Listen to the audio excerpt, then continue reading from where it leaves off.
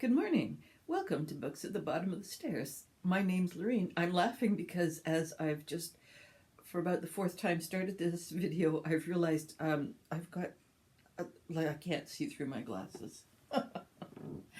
So, anyways, welcome to Books at the Bottom of the Stairs. And I can see that my numbers in terms of subscribers is creeping to 550, and that's just so exciting. I never had that kind of expectation or even dream back when I first started, but one of the things I found as the numbers have grown and the views have increased is that there's this really weird secondary pressure on in my head about I've got to read, and today I'm just going to talk about not having a good reading month.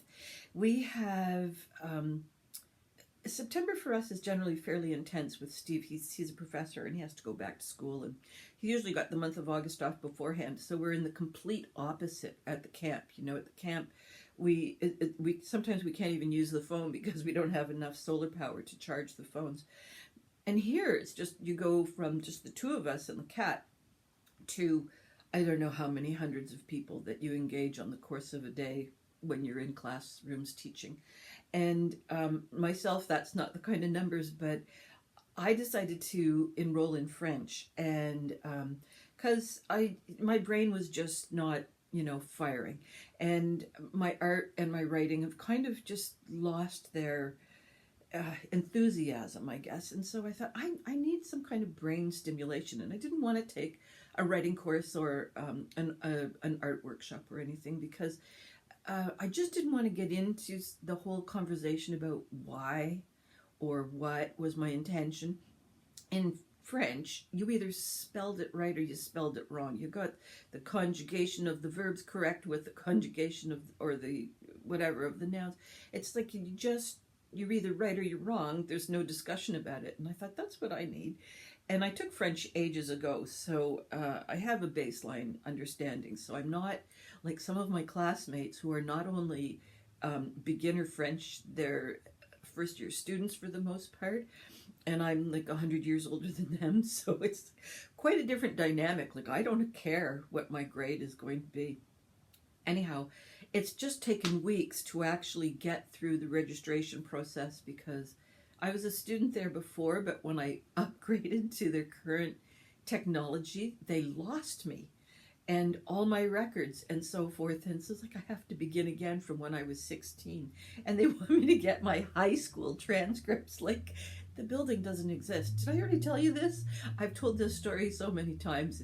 I don't know who I've told. Anyhow, all these things have been taking up so much time that my reading time has really diminished. Plus, things have been happening in the background. That's why I missed a week, and just haven't been sleeping well. And things started to compile. I went back to the gym, and I was just exhausted, and my body was just like on that sort of muscle trembly thing because just too much muscle fatigue with the not sleeping and so on. And I finally hit a week where I just thought, I don't have any. I do have books to read, but I looked at them and I just thought, oh, blech. So I thought, maybe why don't I try comfort reading? Why don't I try reading something that I know I'm going to enjoy? Well, I settled on Harry Potter.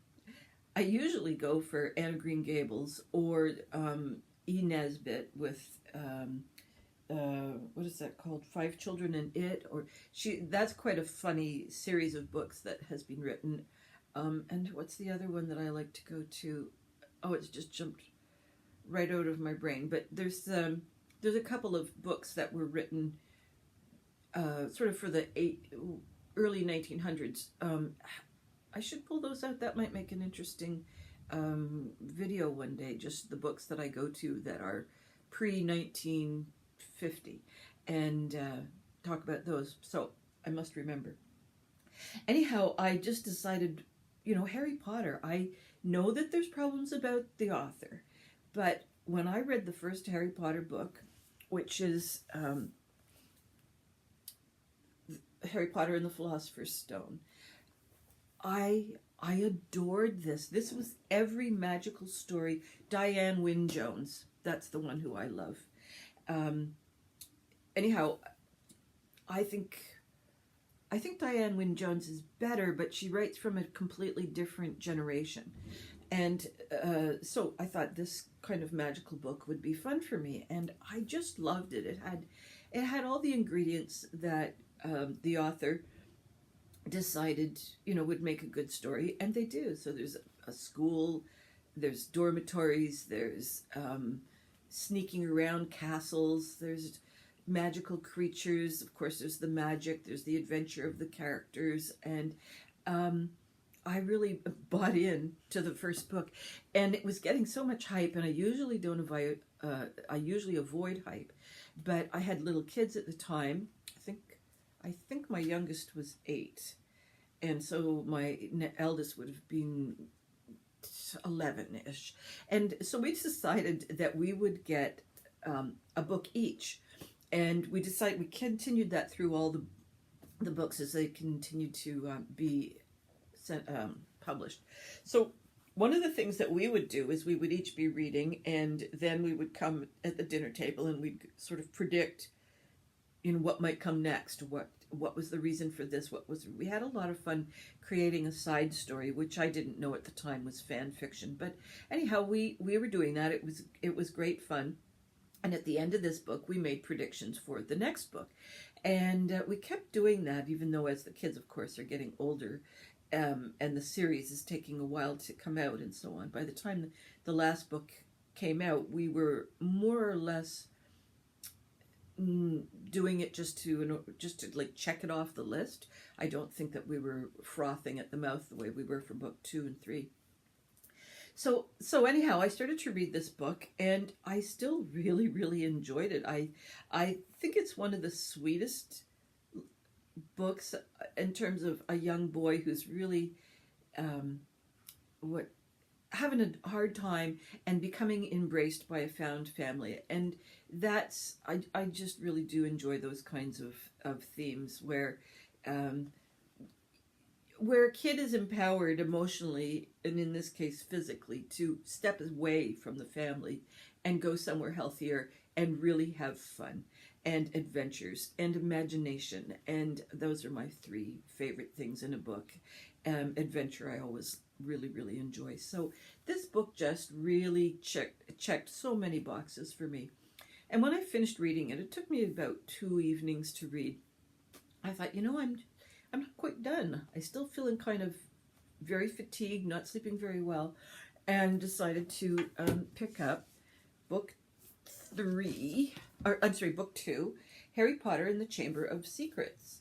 And for those of you, if you haven't read it, I'm not giving you any plots or anything. There are so many, if you might have seen the movies, or you've seen I think there was like a post Harry Potter Harry Potter movie. I stopped paying attention at that point, but I just don't want to give away anything because I really recommend them. I think they're so much fun, and I think that this second one is where Harry and his friend Ron, and to a large degree Hermione, are starting to come into their own. They've got a better sense of what's happening in the school, and they're more confident in their own magic, and Harry is more confident in the world of wizardry, and he's just getting some confidence in terms of how to deal with his normal-ish family back in suburbia.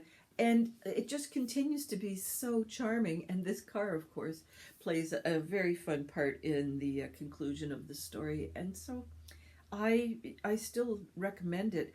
And while this is all going on, I was watching videos. I had such a selection of poor YouTube video choices. But I had this goal. I'm going to show you. I don't know if it's going to show up very well. So I've been knitting this sweater, and I'm close to finished. I think the arms are pretty close to done, and I'm heading down into the waistband, and it's just, I don't usually like neck down. For those of you who are knitters, you start at the neck, and you knit the collar, and then you start spreading out into the arms, and then you make a break in the knitting and start your sleeves and so on. But it's such a beautiful color. I bought this back out in BC 2 summers ago, and I've always been looking for a really nice navy blue sweater.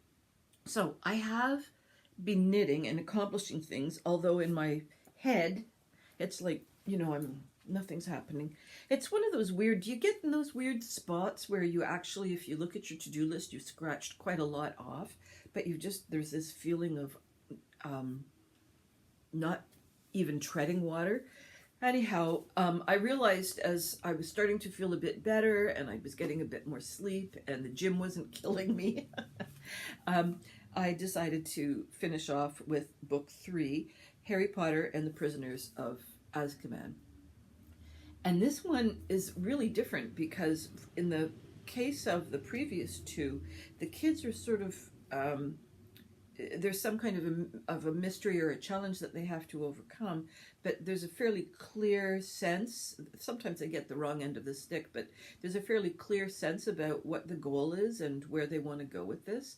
And in this one, there are a lot of red herrings. There are a lot of misdirects, and there's a lot of information that's not revealed. And this is one of those cases where the adults and the kids are not sharing information. And so consequently, everybody kind of gets into more of a kerfuffle than they needed to. That's not my favorite plot device.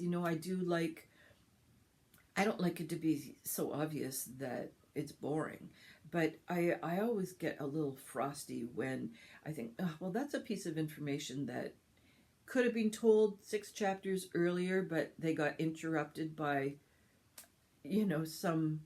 something not very important, and that meant that information wasn't shared. And it's not like someone was deliberately trying to withhold information. It's just that sort of missing circumstance things was that happens in a lot of romances where the 2 ships just sail past each other, and you go, oh, if only they'd known that. So towards the end, the ending is really complicated, and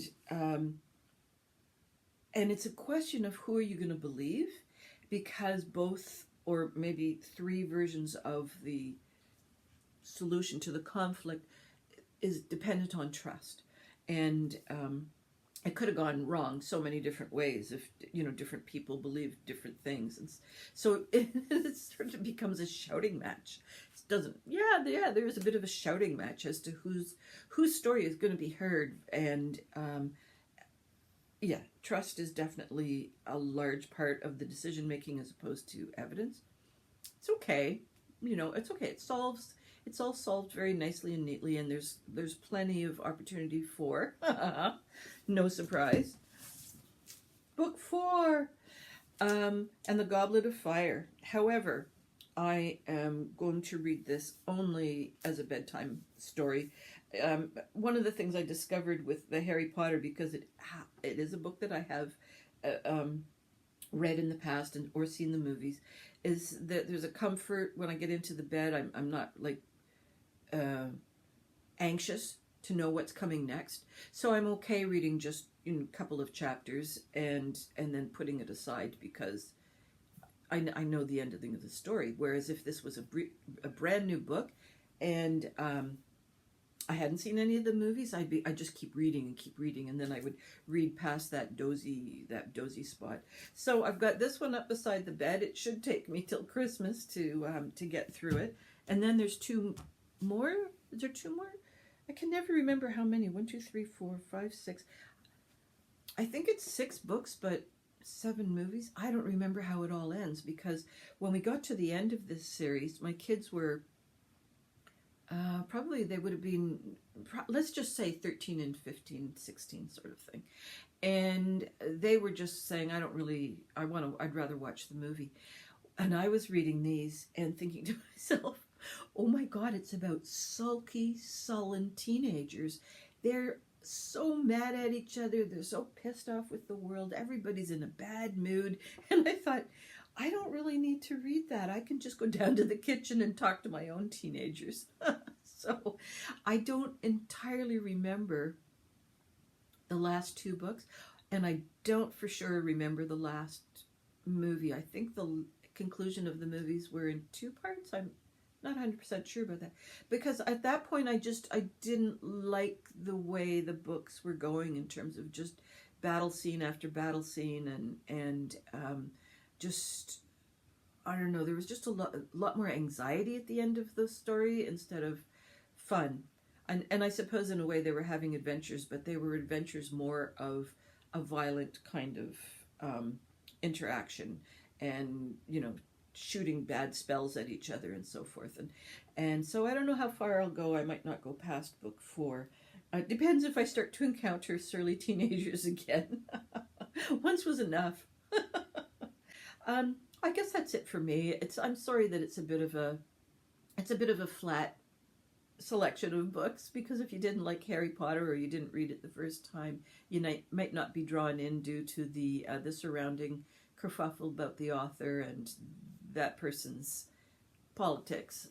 But if you can set that aside, I mean, I did not ever love Roald Dahl, and that had nothing to do with who he was as a human. He was not a good, nice person. But I just never liked the books for themselves. And then I've also heard, I love Farley Mowat, but I also heard that he was a bit of a doink. So I do like to separate my authors' personal lives from what they've written. And on that basis, I would recommend these books for sure. Okay, bit of a flip-flap. I hope all your reading dreams and adventures continue to come true, and I will see you next week, hopefully with some books that I've read and enjoyed. Bye-bye for now.